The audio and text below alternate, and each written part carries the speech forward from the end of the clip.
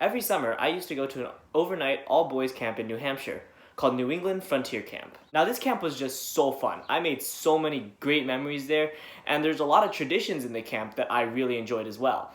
But there was one that I particularly was looking forward to. Halfway through the week, on Wednesday, there would be something called the trip.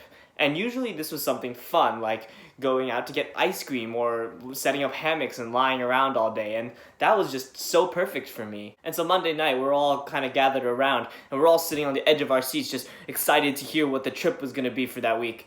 And then the big moment came, and they said, "We're climbing a mountain!" And so I'm thinking, oh, okay.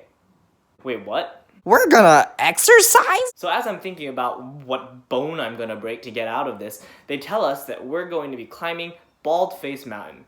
Elevation? Too tall. I finally decide that I'm just gonna grin and bear it.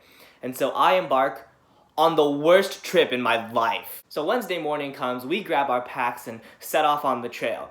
And I'm trying to stay positive and stuff, and so I'm singing the dumbest songs I can think of. And everyone's so into it, they're so excited that they're shouting. They're shouting things like, "Shut your face!" In a way, I guess I was providing some motivation to them because they wanted to get out of there as fast as possible. Now in the beginning it was not too bad, right?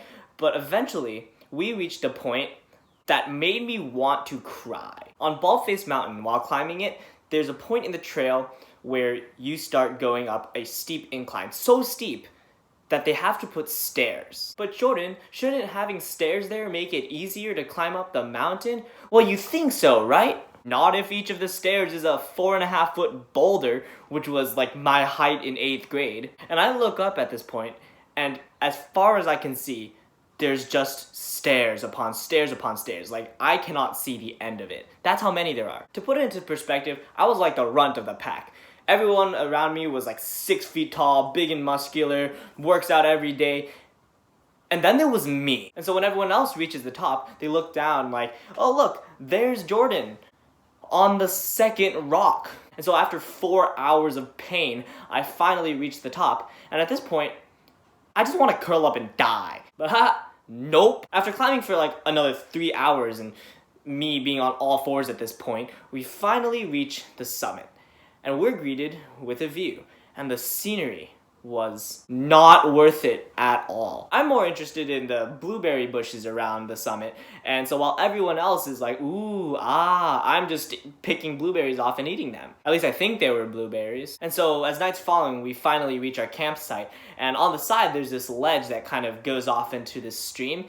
And that became our bathroom for the rest of the time. And then some genius is like, let's go skinny dipping, and everyone's like, yay! And I'm like, no! And that's how I ended up by myself by the side of the stream, throwing sticks in the water and watching them float away. Fast forward, it's 10 o'clock, and we're roasting hot dogs over the campfire.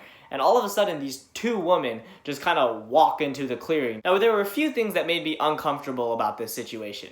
First of all, these women were ancient. They looked like they were 150 years old. But somehow they had climbed up this mountain, and they looked a lot less tired than I did. Second of all, it was 10 o'clock at night.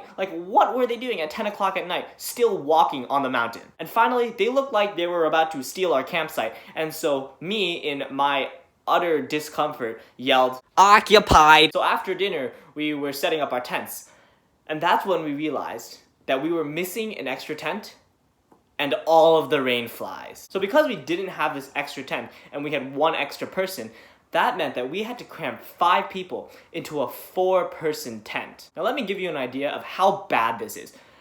A 4-person tent means that you can fit 4 people in there, but nothing else. So to maximize the space, that meant that 2 people had to share a sleeping bag. And guess who got nominated? Me! So all night long, I'm on my side, facing away from him, as far from this guy as possible, praying that I don't wake up snuggled next to him or something. At this point, I'm already feeling a little miserable, but it gets better. In the middle of the night, it starts to rain. Now keep in mind, we have no rain flies, and someone decided to leave the door open so that we could get some cool air inside. And so I wake up in shin-deep water. Everything is soaked. I'm soaked, my sleeping bag is soaked, all of our shoes are soaked.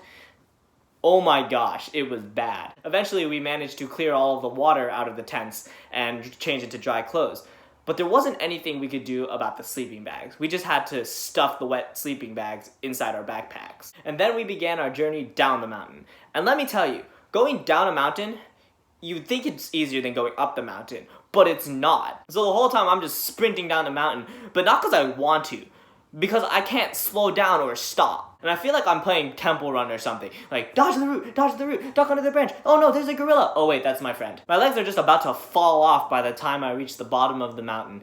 And there's a van waiting to pick us all up. And I just sleep the entire way back. And that was the story of Baldface Mountain. Am I glad that I did it? Nope. But I did grow as a person from it. And I think that's what going out of your comfort zone does. And so many times we're just so comfortable with where we're at and that we don't want to try anything new. And that's when we really stop growing. When we're put in situations that make us uncomfortable, we build resilience. Next time I'm on the top of a mountain and it starts raining and we have no rainfly, I won't be nearly as uncomfortable because I will have experienced it before. I encourage you guys to try out new things that may make you uncomfortable. And I know it's a little harder because, you're kind of stuck inside your house, but there's still plenty of things you can do. Like maybe learn to cook, or learn to sing, or learn to draw. Do something that you're not necessarily comfortable with, and see how that turns out for you. Thank you so much for watching, guys. And if you're wondering, yes, I did get a haircut. My mom gave it to me, and she's actually really good at it. Yeah, I'll see you guys on Wednesday, yeah, I have nothing else to say. Bye-bye!